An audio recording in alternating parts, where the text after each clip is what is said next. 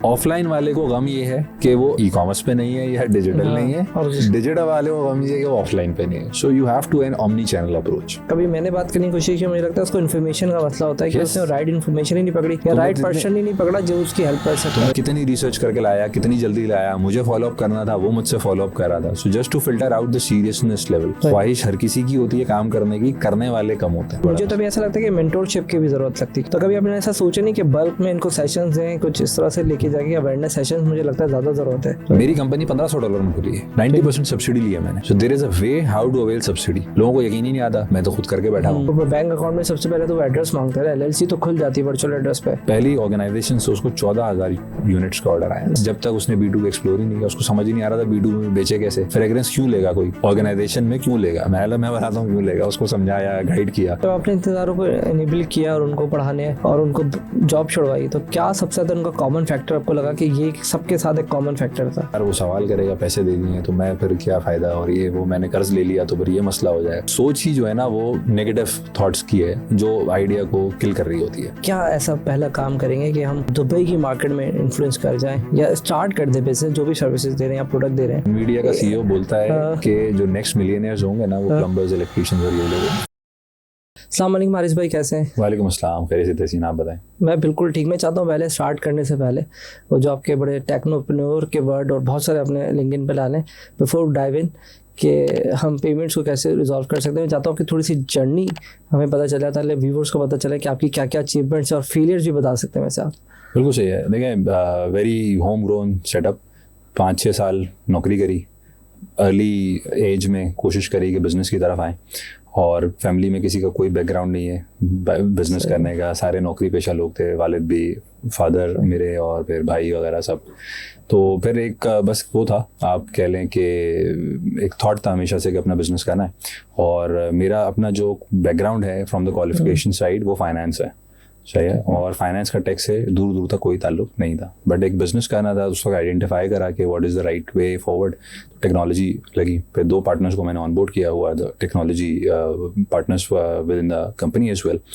वहाँ से हमने कहानी शुरू करी और 2014-15 में, और अल्हम्दुलिल्लाह 10-11 साल हो गए। और वहाँ से बिल्कुल एक 2nd फ्लोर पे घर पे कमरा खाली था, वहाँ से स्टार्ट किया, 3 ही लोग थे, वहाँ से स्टार्ट किया। खुद ही डस्टिंग भी करते थे तो खुद ही चाय भी बनाते थे, सारे खुद ही काम करते थे, छोटा छोटा करके स्केल कर करके स्टार्ट किया।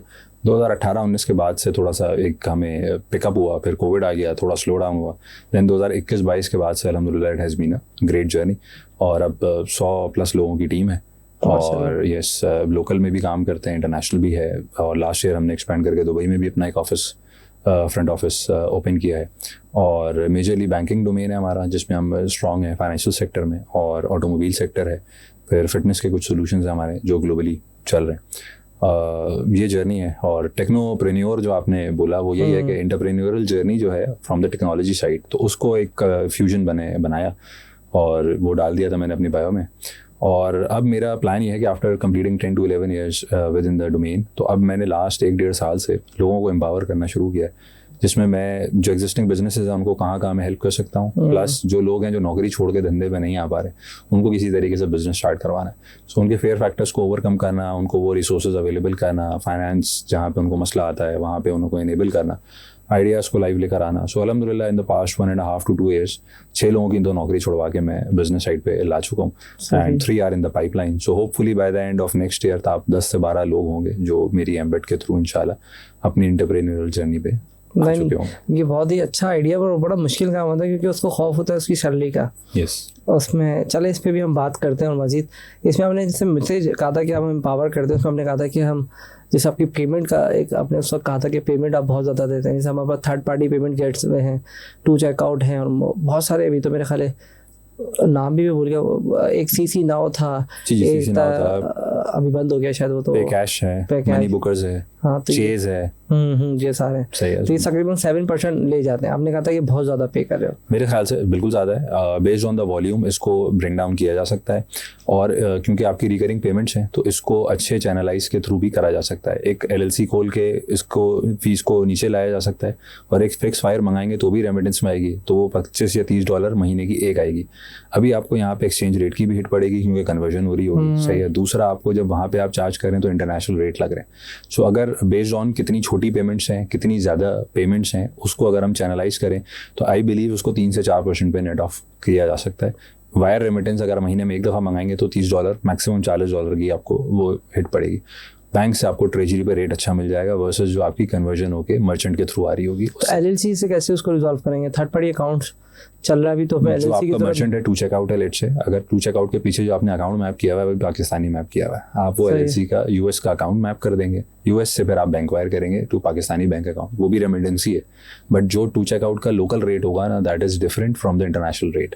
अब depending on the payment volume कि आपका कितना है, उस बेसिस पे आप इस परसेंटेज। लेकिन अभी तो टू चेकआउट तो 7% पहले ले जाता है ना, अगर हम आखिरी में बैंक अकाउंट भी लगाएंगे तो क्या फायदा? लेकिन आपने बैंक आउट कहाँ लगाया हुआ है, उसको पता है कि आपने विड्रॉ करके फंड्स कहाँ लेके जाने हैं, आपने अकाउंट ही पाकिस्तानी लगाया हुआ है, तो उसके लिए इंटरनेशनल जो है विड्रॉल बन रहा है एक तरीके से। आप देखें पॉइंट समझ रहे हैं? अभी तो वो जो काटते हैं ना, जैसे एक ट्रांजेक्शन से $10 की, तो उसी वक्त वो 7% ले जाता है। वीजा और मास्टर की जो प्राइमरी फीस है ना, वो 1.5% है, 1.6% है। सही है, जो इंटरनेशनल कार्ड पे लगती है। ये देखना पड़ेगा अमेरिकन एक्सप्रेस से आपकी कितनी आ रही है, यूनियन पे से आ रही है, या जो भी इंटरनेशनल आपके जो कार्ड होल्डर्स हैं बेसिकली वहाँ से कितनी आ रही है, उसको आइडेंटिफाई करना है। बीच में अपना मार्जिन है मर्चेंट का। Two checkout was a third party merchant, सही है। Chase is a first party merchant, सही है। फर्स्ट पार्टी मर्चेंट में होता क्या है कि मीडिएटर हट गया है। थर्ड पार्टी है इसके बैंक से लेके कोई थर्ड पार्टी कर रहा है। अभी यहाँ पे हमारे पास जो पेमेंट गेटवेज अब आना शुरू हो गए हैं, अभी पे है, स्विच है, पे फास्ट है, सही है। Obviously they are not the primary, they are third party, first party नहीं है। ये भी पीछे बैंक्स के साथ लॉन्ग टर्म कमिटमेंट्स करते हैं, कॉन्ट्रैक्ट्स करते हैं, इनका एक सर्टेन चार्ज होता है। Plus this service customers well. Bank के पास क्वांटम बहुत बड़ा है, डिपॉजिट होल्डर्स बहुत हैं, अकाउंट होल्डर्स बहुत हैं, उनको सर्विस करने के लिए ऑब्वियसली क्वांटम जो है, ई कॉमर्स की ट्रांजैक्शन वैल्यू छोटी है। सो बैंक में mostly go out for the bulk customers, बड़े customers, deposit holder, account holders. तो यहाँ पे आपको सर्विसिंग अच्छी मिल जाती है। ऑब्वियसली फिनटेक आया है with a point two proof, तो उनके पास टेक्नोलॉजी के थोड़े से एडवांसमेंट्स हैं, उसके पास सर्विसिंग बहुत अच्छी है, लेकिन पीछे ये काम पीछे बैंक के साथ ही करते हैं। सही, अनलेस एंड अनटिल कोई पूरा लाइसेंस लेके स्टेट बैंक के साथ आए, लाइसेंस की गारंटी है, टैक्स अमाउंट बहुत बड़ी है, तो ऑब्वियसली फिर ये हैंडशेक कर लेते हैं विद द बैंक्स। सो हर किसी का अपना कोई ना कोई बैंकिंग अरेंजमेंट हुआ हुआ है। किसी ने प्राइमरी मीज़ान के साथ किया हुआ, किसी ने बैंक अल-फलाह के साथ, किसी ने बैंक अल-अबीब के साथ अरेंजमेंट्स हुए हुए हैं, और सेटलमेंट उसके थ्रू वो आरटीजीएस करवा रहे होते हैं बेसिकली।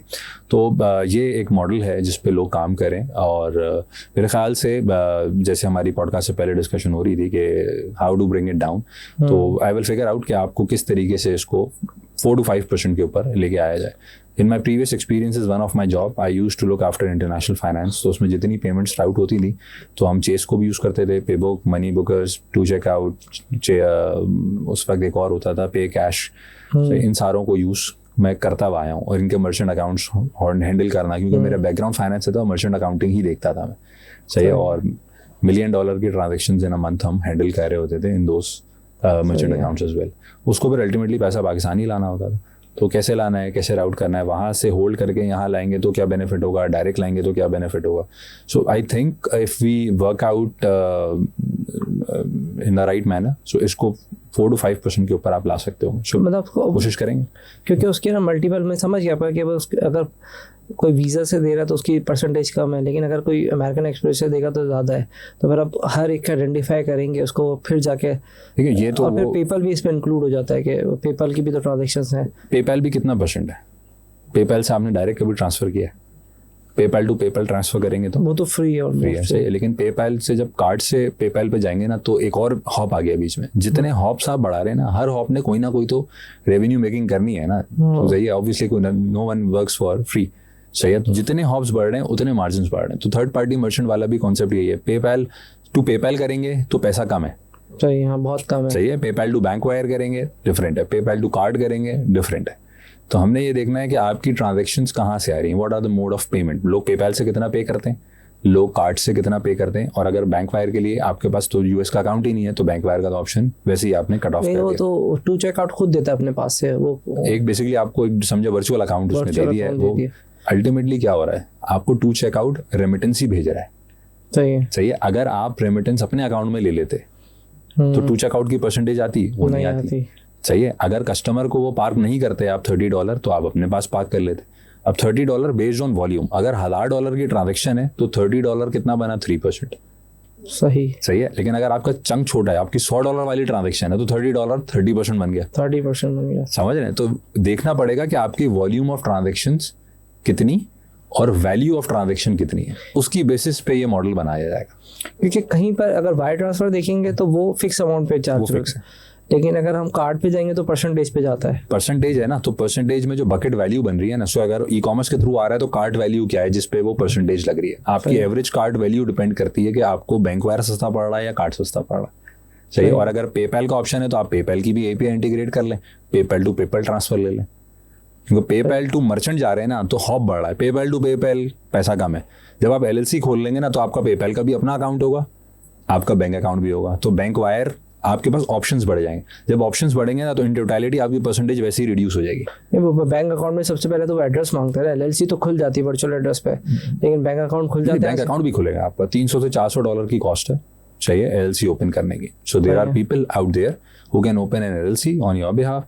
आप यूएस का भी बंदा ले सकते हैं जो सीपीए होगा, मैं भी आपको कनेक्ट करवा सकता हूँ। There are people out there in the market, Karachi के अंदर ही बैठे। पेपल भी खोल के दे देंगे, पेपल बैंक अकाउंट भी खुलवा के देंगे आपको। बैंक कौन सा देंगे डिपेंड करता है उनकी अरेंजमेंट्स किसके साथ हैं। हर हाँ ये अच्छा अलग किसी की चॉइस के साथ है, किसी की कैपिटल लोन के साथ है। हो सकता है आपको नियो बैंक के साथ खुलवा दे, डिजिटल बैंक के साथ अकाउंट खुलवा दे। सही। You just need an account. Physical account होना किसी बैंक के अंदर जिसकी चेकबुक एटीएम हो वो शायद आपके लिए जरूरी इतनी है, तो आपको शायद डिजिटल बैंक खुलवा देगा। सही है, सही है। So there are people who can guide you how to open an LLC and an account. उसकी कोई एक वन टाइम फीस है, कंसल्टेंट अपनी फीस ले लेगा $300 से $400 if I am not wrong, जिसमें आपके बंद वगैरह तो नहीं होते कुछ ऐसा? नहीं, आप उसकी रिटर्न फाइलिंग आईआरएस की ऑनलाइन है वो करें, आप सीपीए को एक नॉमिनल चार्ज दे देगा। लेकिन इन द लॉन्ग रन अगर आप एनुअलाइज रेवेन्यू के ऊपर मैप करेंगे ना तो आपको ये सस्ता ऑप्शन लगेगा और बेहतर ऑप्शन लगेगा। फिर आपके पास डोर्स ओपन हो जाएंगे, because if you want to do business directly in US तो आपके पास एक एलएलसी होगी। सही। आप B2B में जाना चाह रहे होंगे तो B2B में चले जाएंगे, अभी आप B2C कर रहे हैं। सो दो एवेन्यूज भी आप देखें कि at what cost you are exploring, कि एक एवेन्यूज भी बढ़ रहे हैं, प्लस मेरी बॉटम लाइन पे अगर 2% का भी इम्पैक्ट है that consolidates to a good amount.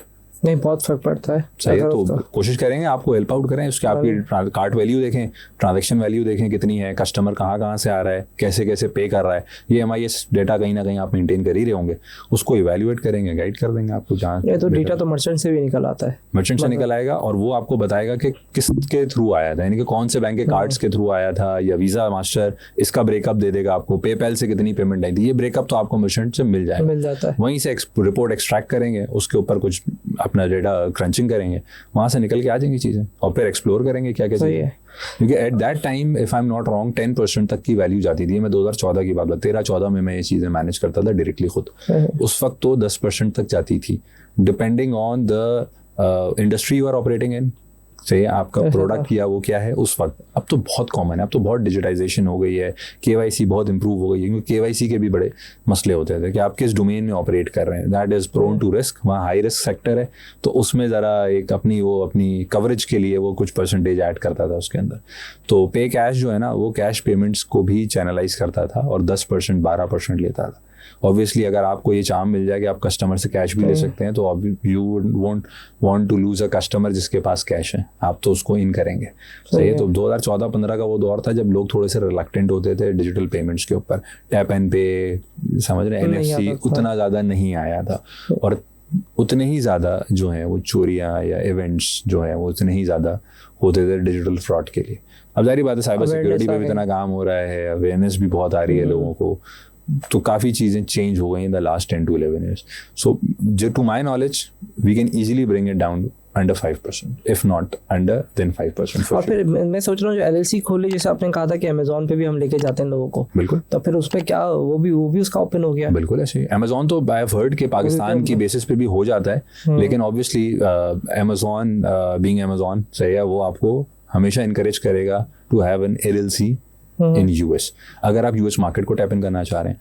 Recently we opened up Amazon licence company in Dubai, तो हमने दुबई में उसका लाइसेंस लिया और दुबई में ही हमने उसको जो है वो रजिस्टर करवाया, अमेजोन का लाइसेंस लिया दुबई में, क्योंकि हम प्राइमरी दुबई और सऊदी को टारगेट कर रहे हैं, तो हमने वही किया। प्रोडक्ट हमारा लिस्ट हो गया, स्टोर अप्रूव हो गया, प्रोडक्ट्स आ रहे हैं, लिस्ट हो रहे हैं और अब मेरे ख्याल से मिड नवंबर से एंड ऑफ नवंबर का टाइमलाइन था, एंड ऑफ नवंबर तक इंशाल्लाह सेल स्टार्ट हो जाएगी उसके ऊपर। So we are targeting Gulf for our Amazon strategy. जैसे आपने मुझे भी कहा था ना कि हम अमेजोन को दुबई का क्यों नहीं टारगेट किया, क्या मार्केट का अगर कंपैरिजन निकालें तो अगर आपके पास है डेटा उसका कि दुबई में और यूएस में अगर हम जाते हैं तो क्या ये दुबई में कम कॉस्ट आती है या मेरे ख्याल से दुबई में ज़्यादा कॉस्ट आएगी? कॉस्ट से ज़्यादा मार्जिन का गेम है, मार्जिन ज़्यादा है। सही है। यूएस देखें काफ़ी हद तक मेच्योर हो गई है, चले सेचुरेट का वर्ड अच्छा नहीं है तो आप मेच्योर कह लें, सही है। There are other players, big players out in the market. Dubai में नून और अमेजॉन 2 ही बड़े प्लेयर हैं, बाकी सारे छोटे प्लेयर्स हैं, सही है। यहाँ पे आप आ जाए ना तो वॉलमार्ट भी है, ईबे भी है, एटसी भी है, फिर अमेजॉन भी है। सो देयर आर प्लेटफॉर्म जहाँ पे आपका डाइवर्जन आ जाता है। प्लस पॉपुलेशन और वॉल्यूम बहुत है यूएस के अंदर, सही है, वर्सेस दुबई। अब गल्फ में ट्रेंड बढ़ रहा है। सऊदी का आपको पता है पिछले 2 सालों से क्या बूम चल रहा है, everybody is focusing in Saudi. तो अब ई कॉमर्स का ट्रांजैक्शन वॉल्यूम पिकअप हो रहा है, so market is not saturated out there. अब वहाँ पे हैबिट्स बन रही हैं, ई कॉमर्स आ रहा है तो, और Amazon is a trustworthy name, सही है। तो मार्जिन जो है ना, तो $1,00,000 पे जितना यूएस $1,00,000 के टर्नओवर पे आप जितना यूएस पे बनाएंगे ना, उतना आई वुड से $20,000 से $25,000 पे आप उतना ही बना लेंगे इन दुबई।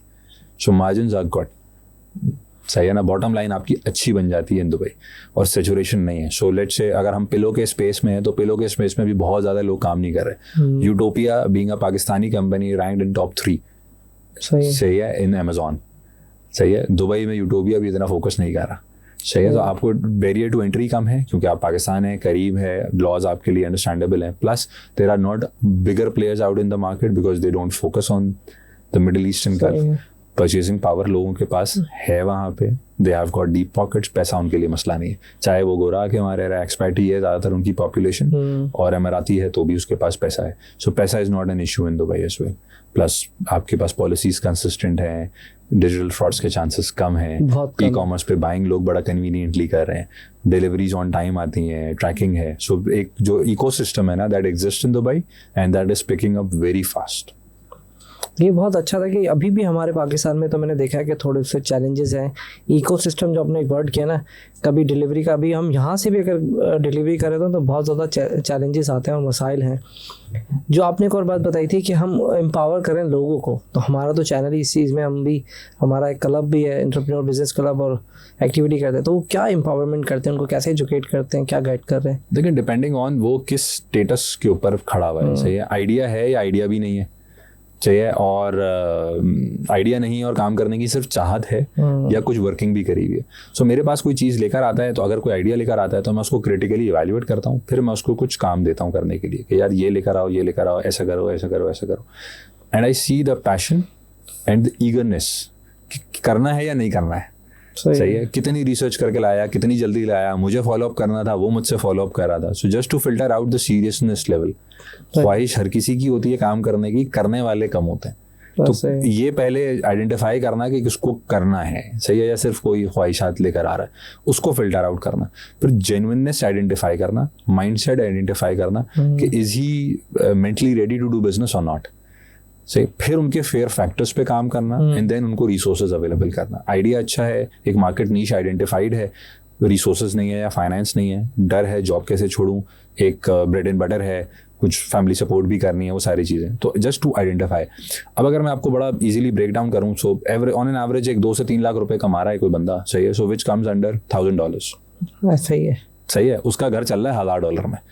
अब जो बिजनेस आइडिया वो लेकर आ रहा है, डिपेंडिंग ऑन कि वो सर्विस बेस्ड है, प्रोडक्ट बेस्ड है, प्रोडक्ट भी किस मार्केट के लिए है, लोकल मार्केट में लॉन्च करना है, इंटरनेशनल करना है, उसको इन्वेस्टमेंट साइज वेरी करता है। सो मैंने अभी एक पॉडकास्ट का जो हम जिक्र कर रहे थे एक और प्लेटफॉर्म पे करी थी, तो वहाँ पे मैंने थोड़ा सा ये लाउडली बोला गया, I want to empower people. जो लोगों को गाइडेंस चाहिए मुझसे कनेक्ट कर लें, लिंक्डइन पे कनेक्ट करें, I will professionally respond to you very timely कि कहाँ मैं आपको कैसे कैसे हेल्प कर सकता हूँ, क्या रोड ब्लॉक्स हैं।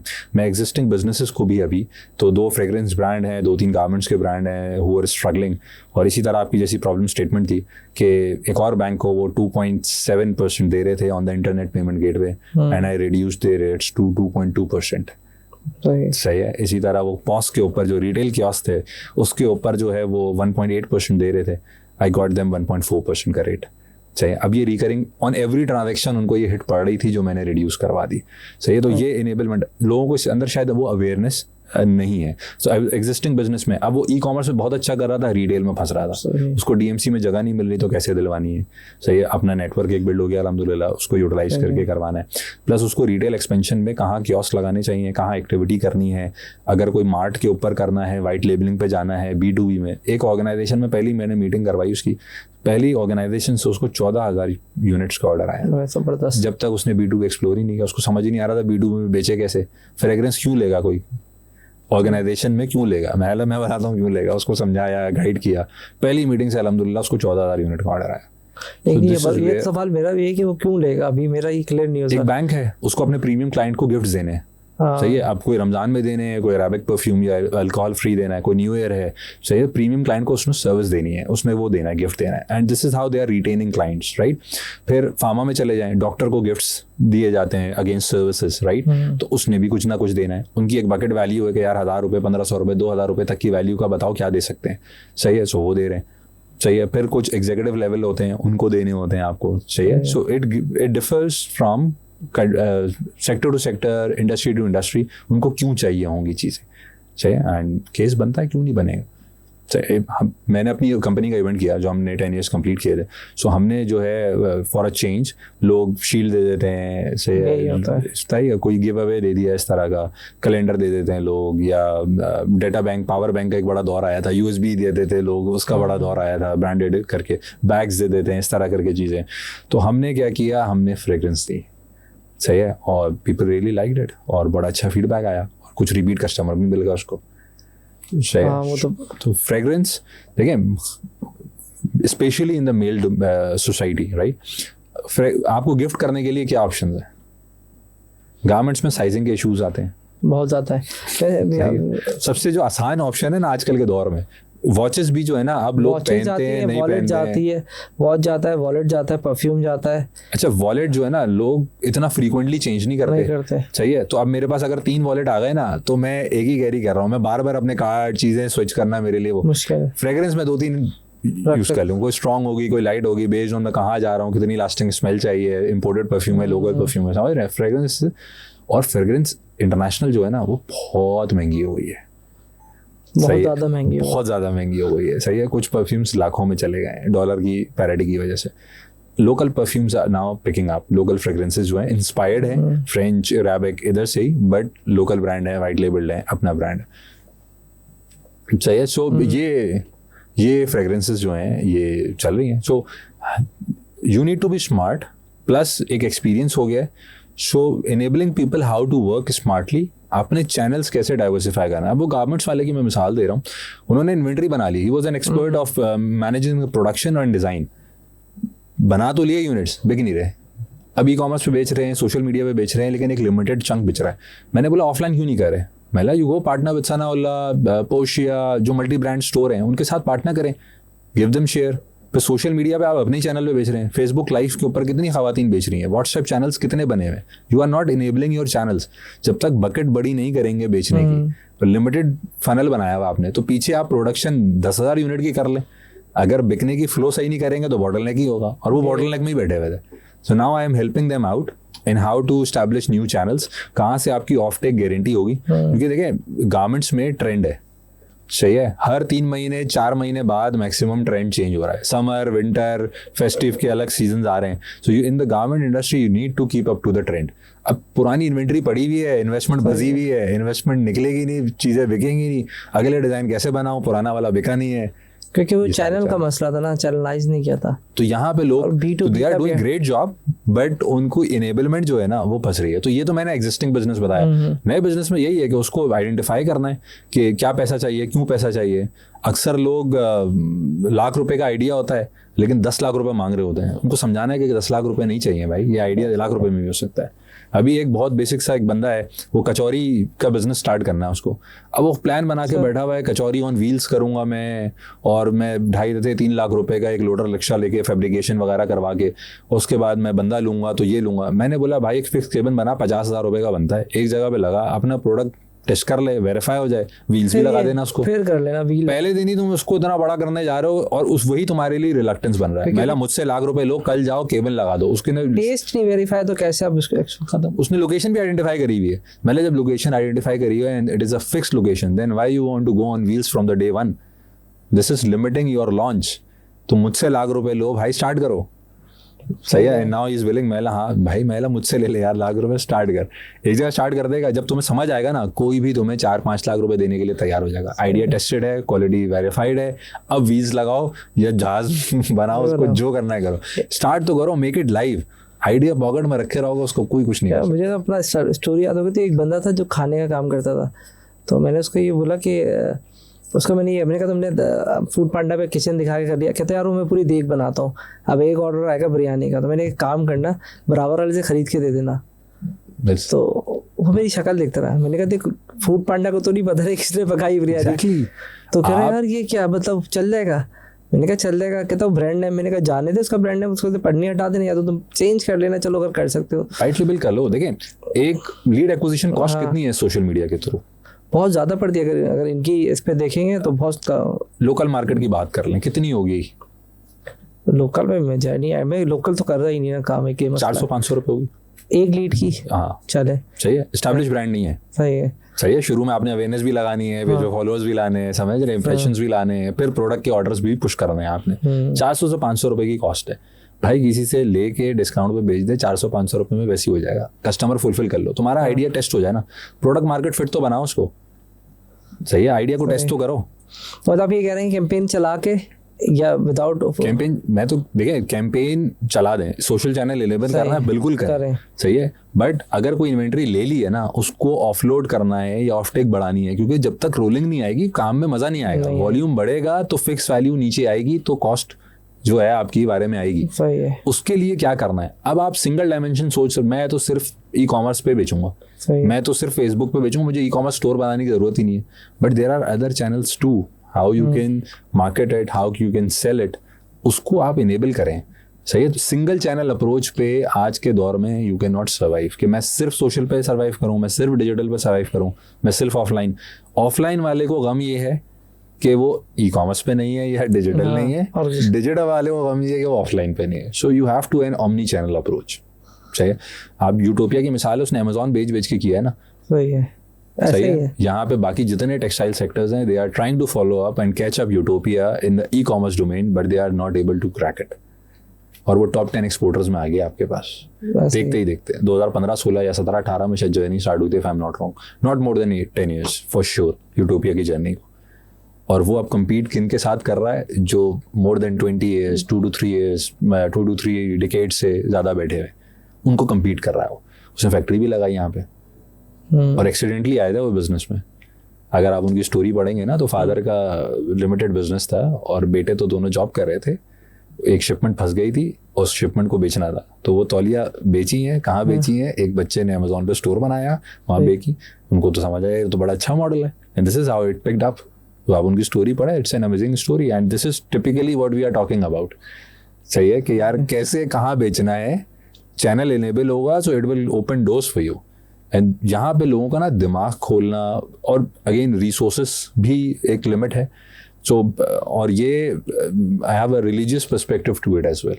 सो इट इज़ अ सदका जारिया। अगर आप किसी को काम पे लगा दें ना, किसी को रोजगार लगा दें, तो एक सदका जारिया है। So you don't do when you have your bread and butter kitchen covered, आपकी कुछ सेविंग्स भी हो रही हैं, सो आप कुछ काम, सही है, आप थोड़े से रिलीजियस पर्सपेक्टिव के लिए भी कर लें, कोई फायदा हो जाएगा। उसको देना होगा दे देगा, नहीं भी देगा तो उसका फायदा हो जाएगा। So you will have a success story to make and tell other people and encourage and inspire other people to come to the entrepreneurial journey.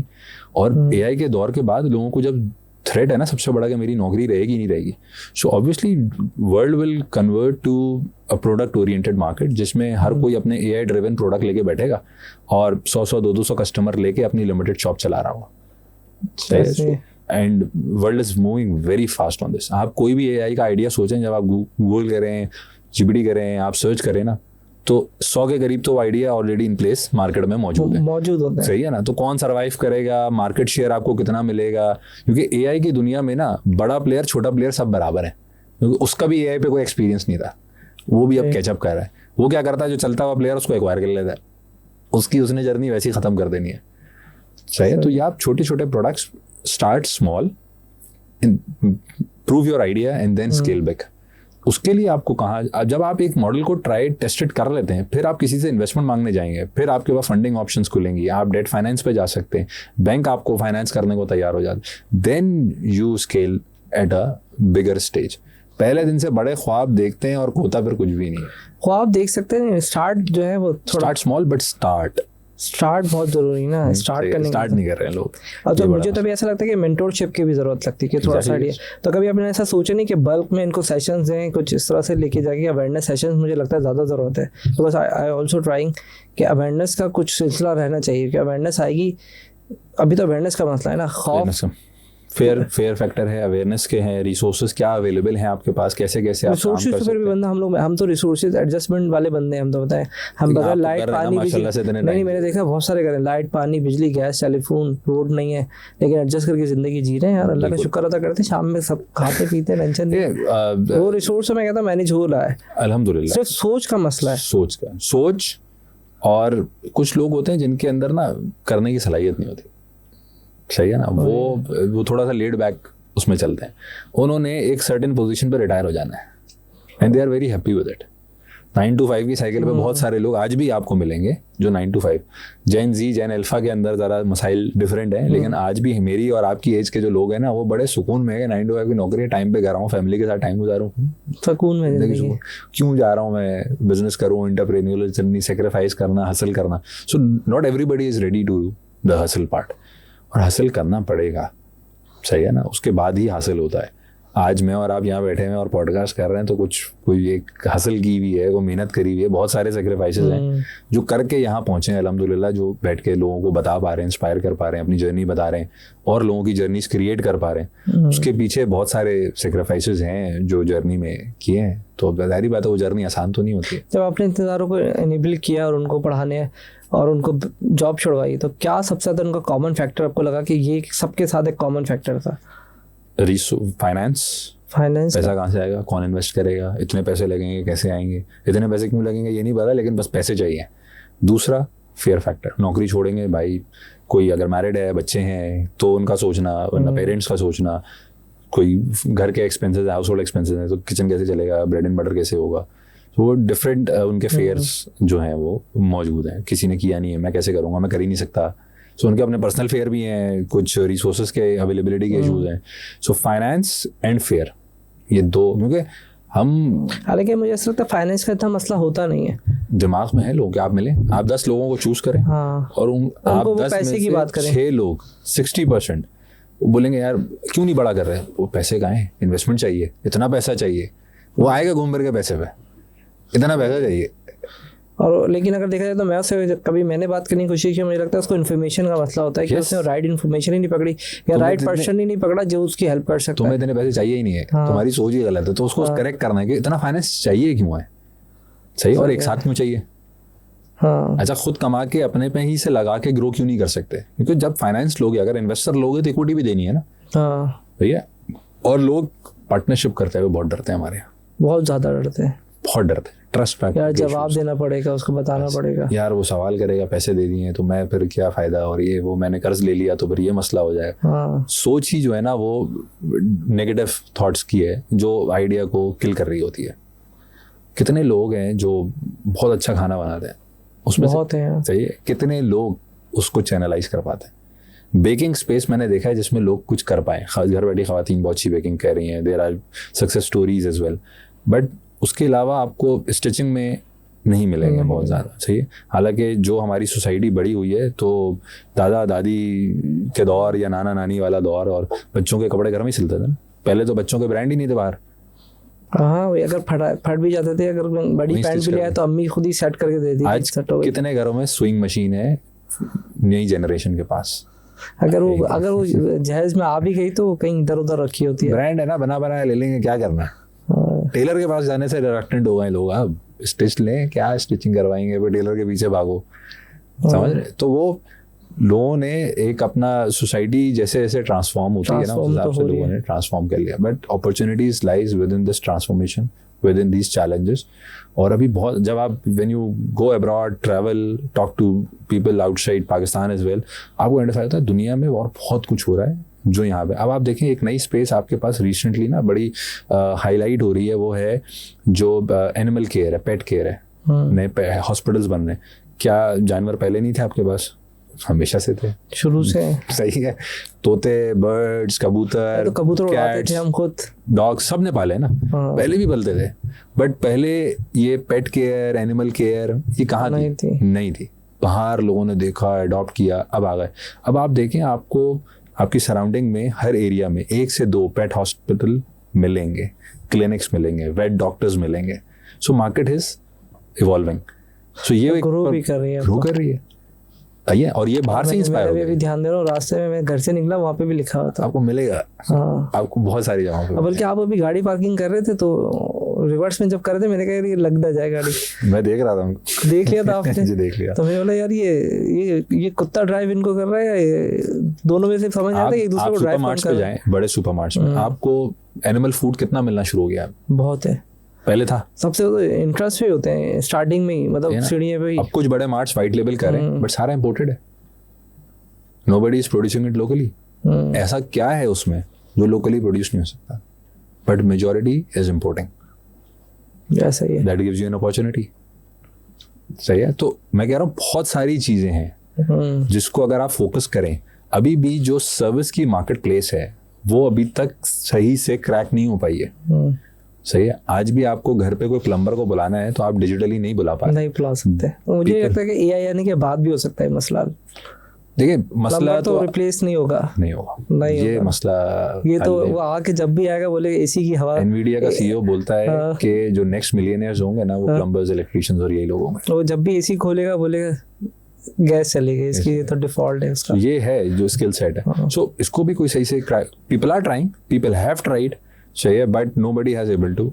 ये तो नहीं जाता. आप अभी तक आपने कोई ऐप यूज करके मंगवाया कोई इलेक्ट्रिशियन, प्लम्बर? आप उसको आप सॉफ्टवेयर डेवलपर को पकड़ सकते हैं कि दूसरे से कोटेशन ले ली, प्लम्बर से दूसरे से कोटेशन लेके दिखाऊं आपको कैसा बताता है. ये बाहर चल रहा है, ये मॉडल बाहर चल रहा है. Someone will replicate it. It's a matter of time. Trust deficit भी है. प्लम्बर डायरेक्ट हो जाएगा तो क्या होगा? सही है, अगली सेल नहीं आएगी. कस्टमर को प्लेटफॉर्म पे कैसे रोकेंगे? सही है, वो किसी के घर में अंदर एंटर हो रहा है, सिक्योरिटी के मसले बहुत होंगे. But someone will crack it some time. और ये होगा. तो इस स्पेस में बाहर काम हो रहा है. सही है. मैं तो अभी मिडिल ईस्ट में ट्रैवल कर रहा हूँ तो फ्यूल डिलीवरी हो रही है. आपने ऐप से बुक करी, टैंक आएगा, आपकी गाड़ी में फ्यूल करेगा जहाँ पे भी आप होंगे. अब यहाँ पे सोचें यार वो तो चोरी हो जाएगा रास्ते में, तो उसको गन पॉइंट पे चोरी कर लेंगे. आप इतने अपने ना लिमिटेशंस बना लेंगे. बट सूनर और later this will happen. Airbnb आपकी सोच है कि कितने घर इस वक्त एयरबीएनबी पे चल रहे होंगे. कोई भी किसी को नहीं बताता, बाद में पता चलता है. अच्छा आप अपना एयरबीएनबी क्यों नहीं बनाया आपने आज तक? जगह का नहीं है ना. नहीं, लोकल बनाए ना. लोकल मार्केट प्लेस आज तक क्यों नहीं? एयरबीएनबी पे ही पाकिस्तानी घर भी रेंट पे चढ़ रहा है. डर लगता है ना कि वो रहेगा कहाँ, जगह का भी तो मसला होता है. तो एयरबीएनबी तो प्लेटफॉर्म तो बना हुआ है ना. लोकल प्लेटफॉर्म कहाँ है ही नहीं. एयरबीएनबी पे लोकल घर बुक हो रहा है. आप ये समझे. ऐसे ही होता है. उसका ट्रस्ट बिल्ड है. So why where is Pakistan का अपना एयरबीएनबी? आ भी नहीं सकता. मुश्किल है. क्यों नहीं आ सकता? बिल्कुल आ सकता है. It's a matter of time. हर चीज आएगी. देखिए बाहर से इंस्पायर्ड मॉडल्स हैं. मॉडल तो है. यहाँ पे भी हमारे पास सिक्योरिटी के चैलेंजेस और दूसरी और हम ट्रस्ट अपने बंदे पे नहीं करेंगे ना. अभी मसला है. ऐसे तो अली बाबा, ऐसे बहुत सारे जैसे ईबे हैं और इस तरह से आए अल्टरनेट छोटे छोटे सफर बने जैसे दराज है, तो थोड़ा सा लोग क्रैक करा, लेकिन लोग का ट्रस्ट फिर भी वही होता है. चेंज हो रहा है. कुछ आएंगे आएगा, फेल हो जाएंगे. कुछ आएंगे जो स्टे कर जाएंगे. सही है. दराज जब आए ना तो उसके बाद आप सोचें ई कॉमर्स को कितना बूस्ट मिला है. छोटे छोटे कितनी मार्केट प्लेसेस ई कॉमर्स बने. शायद कुछ सर्वाइव नहीं कर पाए, लेकिन लोगों को ई कॉमर्स पता चल गया. आज कितने ई कॉमर्स पे लोग हैं, आइडिया हो गया. सही है. तो कुछ काम ऐसे होते हैं जो दूसरा करके चला जाता है. सही है. उसके फ्रूट्स बाकी लोग खा रहे होते हैं. सही है ना. और ये दिस हैपेंस. सही है. Someone has to take first advantage. शायद लॉस होगा, शायद क्लिक कर जाएगा, maybe government can take certain initiatives. तो ये जो हम बात कर रहे थे इंक्यूबेशन सेंटर्स और वाली, सो गवर्नमेंट ग्रांट्स आती हैं, आइडियाज़ को आते हैं, सो मार्केट में वो अवेयरनेस आएगी कि यार हाँ ऐसा भी कोई आइडिया है। सही है। पहले कहाँ लोग डिजिटल बिल पेमेंट करते थे, ये करते थे, कोविड के बाद लोगों को समझ आ गई। अब लोग बोलते हैं यार बिल क्यों भेजते हो फिजिकल।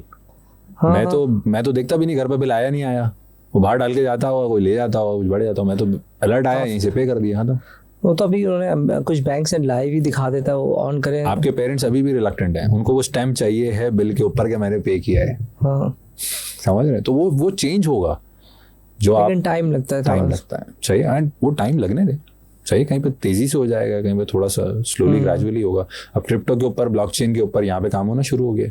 अल्टीमेटली वो चैनलाइज होगा, कॉमन होगा। ट्रेडिंग एप्स देखें आप, कितना जो बहुत ज़्यादा है, उस पे काम होना शुरू हो गया। पहले ट्रेड करते थे बहुत लिमिटेड लोग, ब्रोकरेज के ऊपर अकाउंट खुलवाना है जब वाज अ बिग 1 या 2% थे हमारे कराची स्टॉक एक्सचेंज में बंदे, सिर्फ 2% लोग थे। यस, अभी आई थिंक अब जाके मार्केट थोड़ी बढ़ गए, और भी इसमें रिटेल इन्वेस्टर बहुत आ गया है, छोटे टिकट साइज का इन्वेस्टर जिसे आप कह रहे हैं। तो स्टॉक ने एक सक्सेस स्टोरीज बनाई, कुछ IPOs। अभी मैं एक ब्रोकरेज के CEO हैं जो मैं देख रहा था, तो उन्होंने बोला है नेक्स्ट 6 मंथ्स में मैं 6 IPO करने जा रहा हूँ।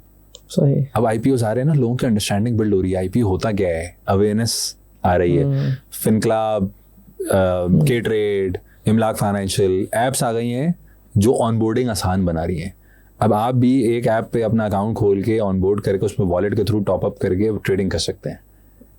सही है ना? पहले आपको एक ब्रोकरेज अकाउंट, एक ब्रोकर चाहिए है, वो जो अपनी उसकी सवाबदीद पे आप चल रहे हैं। अब तो लाइव आप खुद करते हैं, खुद कर सकते हैं। दुनिया, मैं यहाँ से बैठ के US के स्टॉक की ट्रेड कर रहा हूँ। अब तो जो हो जाती हैं। सही है। सो मैं अपने दुबई के अकाउंट के थ्रू कर रहा हूँ, बेसिकली कर रहा हूँ। सही है। पहले तो पॉसिबल ही नहीं थी ये चीज़ें, तो ये इनेबलमेंट हो रही है। So it's a matter, QR payments आ गई ना, रास्त ने काम कर दिया ना, मर्चेंट्स भी आना शुरू हो गए, रास्त ID लिया है ना वो। So things are happening, ecosystem is building up on the digital side, cashless हो रही हैं चीज़ें। अभी जो कैश इन कर लेगा, थोड़ा सा सस्टेनेबिलिटी को मेक श्योर करते हुए, वो आगे फिर they will be, I guess, leading the show in that particular domain. So there are very much the opportunities are very much there out there in the market.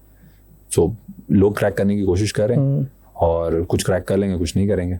Haris भाई, मैं कहता हूँ कि बहुत सारे लोग कोशिश कर रहे हैं कि दुबई चले जाएं। अगर हम एज कम्पेयर टू, अगर दुबई में आज के दिन में स्टार्ट करते हैं, हमने अमेजोन का कंपैरिजन किया था, हम कोई और टेक का काम स्टार्ट करना चाहे तो हो जाएगा, और अच्छा बिजनेस अपॉर्चुनिटी है वहाँ पे। बिल्कुल हो जाएगा। देखिए, यू नीड टू आइडेंटिफाई कि टेक के अंदर आपने सर्विस बेस्ड काम करना है, प्रोडक्ट बेस्ड काम करना है, चाहिए, and there are ways out.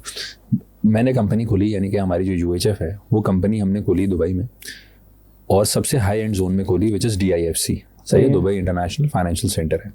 DIFC में कंपनी खुलती है $12,000 में, साल का लाइसेंस है उसका। सही है, $12,000, दिरहम नहीं बोल रहा मैं, डॉलर बोल रहा हूँ। मैं यही कंफ्यूज है क्योंकि शायद 40,000 दिरहम से हो गया 40 to 42,000 कुछ गड़बड़ हो रही है। अच्छा, लोग बोलते हैं यार क्यों खोली इतनी महंगी, मतलब मैंने तो महंगी खोली नहीं। सो उनकी एक कैटेगरी है, उसका एक सब्सिडी प्रोग्राम है। मेरी कंपनी $1,500 में खुली है, 90% सब्सिडी लिया मैंने। So there is a way how to avail subsidy. लोगों को यकीन ही नहीं आता, मैं तो खुद करके बैठा हूँ। सही है। So there are ways out. आपको अभी ये जो अमेजोन वाली मैंने कंपनी खोली है, 7,500-8 हज़ार दिरहम का लाइसेंस लिया मैंने। आपको ज़रूरत ही नहीं है मेनलैंड में खोलें, आपको ज़रूरत ही नहीं है आप 14,000 दिरहम वाली कंपनी खोलें। आपके नेचर ऑफ बिजनेस का काम जो है 7-7,500 हज़ार दिरहम में भी हो जाएगा। सही है। अवेयरनेस नहीं है, एक्सपोजर लोगों का नहीं है, ऑब्वियसली लिमिटेड हुआ है। मेरा ट्रैवल है, मैं पहले से जाता रहा हूँ कुछ एग्जीबिशंस, इवेंट्स अटेंड करने, फिर कंपनी कैसे खोलनी है, फिर क्योंकि मैं कुछ स्टार्टअप्स के पैनल पे भी हूँ, और तो मुझे पता है कि वो पिच डेक कैसे बनाना है, क्या आइडिया करना है, तो प्रोडक्ट को कैसे मार्केट करना है, कौन से इंक्यूबेशन प्लेटफॉर्म्स हैं, कौन से एक्सेलरेटर प्रोग्राम्स हैं, कहाँ से आपको फंड रेज करना है, कहाँ से ग्रांट मिल सकती है, कैसे किन सब्जेक्ट्स के ऊपर आप काम करो तो ग्रांट मिलेगी। सो इंटरनेशनल एक्सपेंशन के ऊपर, लेट्स से दुबई है तो थोड़ा सा डिफरेंट ट्रेजेक्ट्री है, या गल्फ आप ले लें तो थोड़ा सा डिफरेंट है, प्लस आप US model north America side पे जाएंगे थोड़ा सा डिफरेंट है, यूरोप जाएंगे थोड़ा सा डिफरेंट है, plus you can go on a partner model too. So आप फ्रंट एंड पे एक पार्टनर बना लें, so someone operating in a similar space, और may be someone based out of US या UAE, जहाँ पे आप करना चाह रहे हैं, who is willing to enter into the entrepreneurial side, या बिजनेस करना है, उसके पास उसका प्लेटफॉर्म है, पैसा है, सब है उसके पास, अवेलेबिलिटी नहीं है आपके टाइप की प्रोडक्ट की, सर्विसेज की जो आप है। बहुत सारे लोग हैं पाकिस्तान में जो सॉफ्टवेयर हाउसेस खोले बैठे हुए हैं, उनके फ्रंट पे लोग यूएस में, दुबई में बैठे हुए हैं, बैक ऑफिस यहाँ से चल रहा है और पार्टनर ये रेवेन्यू शेयरिंग मॉडल में है। So there are ways out how to internationally expand और how to open an international business from scratch. उसमें लोगों को, people can reach out to me on my LinkedIn, आप उसका लिंक शेयर कर दीजिएगा, I can guide them, you can. अभी हमारी जो बात हो रही थी कि आप कोई एक कोहर्ट टाइप या कोई एक इवेंट भी क्रिएट कर रहे हैं जहाँ पे आप एंटरप्रेन्योर, वहाँ पे उनको गाइड करेंगे, हेल्प करेंगे to the best of my knowledge, to the best of my resources. मैं उनको कनेक्ट करवा दूँ, उनको चैनलाइज करवा दूँ, वेज बता दूँ, फ्री का बूथ कैसे लगाना है, उसके लिए क्या चैनल है। डे वन पे नहीं होता, it's journey. Obviously you have to do certain efforts और स्टेप बाय स्टेप एक अप्रोच है।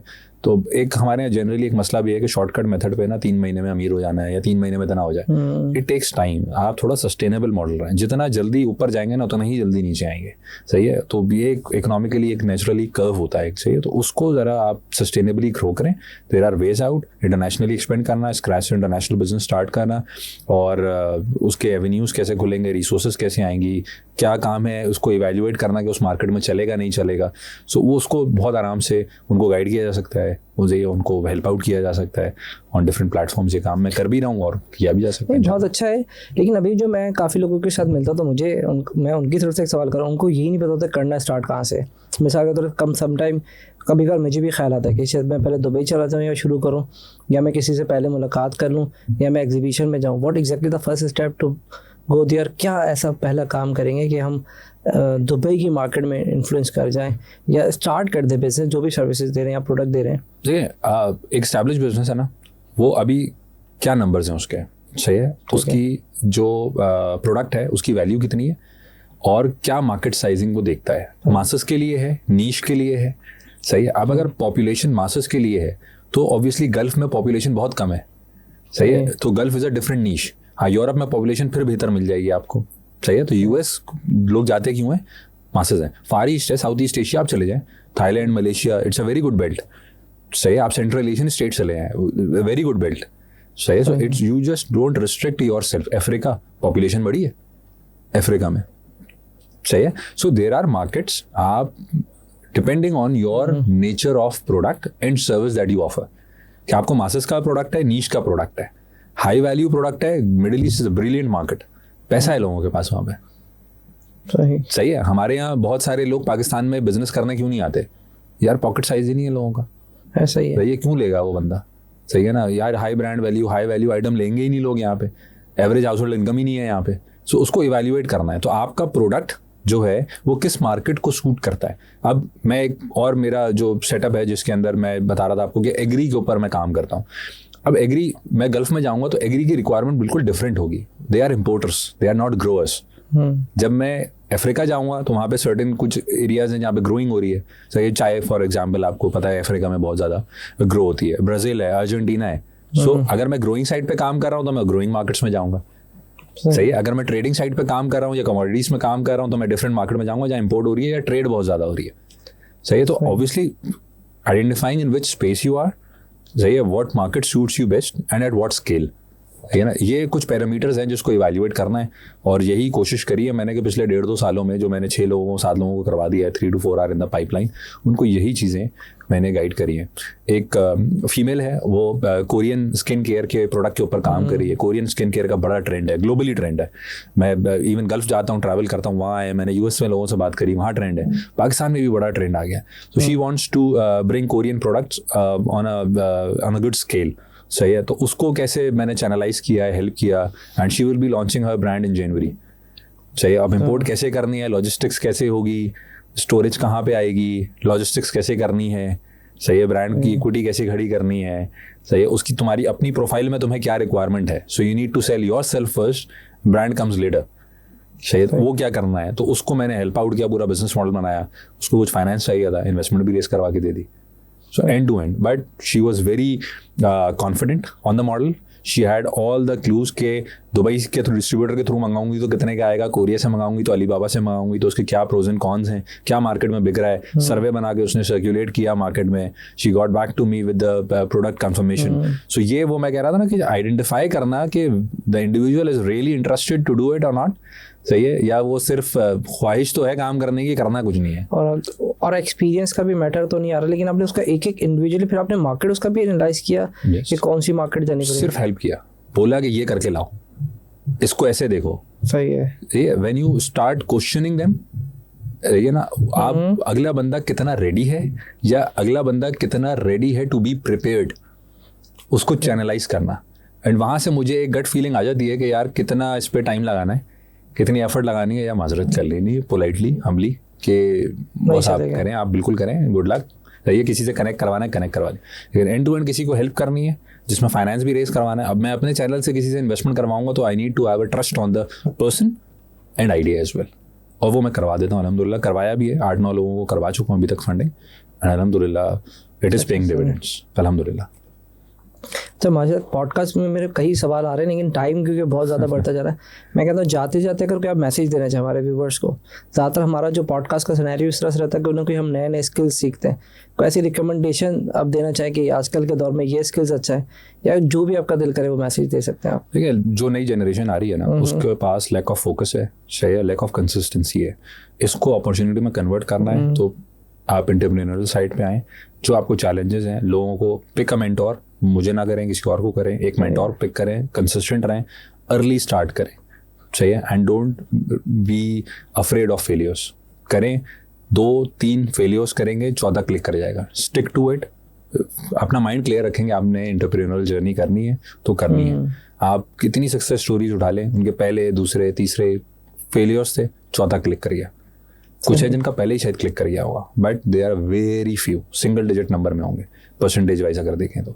सही है. सो कंसिस्टेंट रहें, चाहिए. और अपना अगर एक पैशन है या अपना एक फोकस है कि अपना काम करना है, तो पहले दिन से डिटरमिन्ड रहें, अर्ली स्टार्ट करें, लोगों को मेंटोर करें, एक्सप्लोर करें, हेजिडेंट ना रहें, फेयर फैक्टर्स को अंदर बिल्ड होने ना दें. So interact with people, mentor choose करें और आगे बढ़ें, काम करें. और मुझसे कोई हेल्प चाहिए तो हाजिर. नहीं, आपका प्रोफाइल इंशाल्लाह.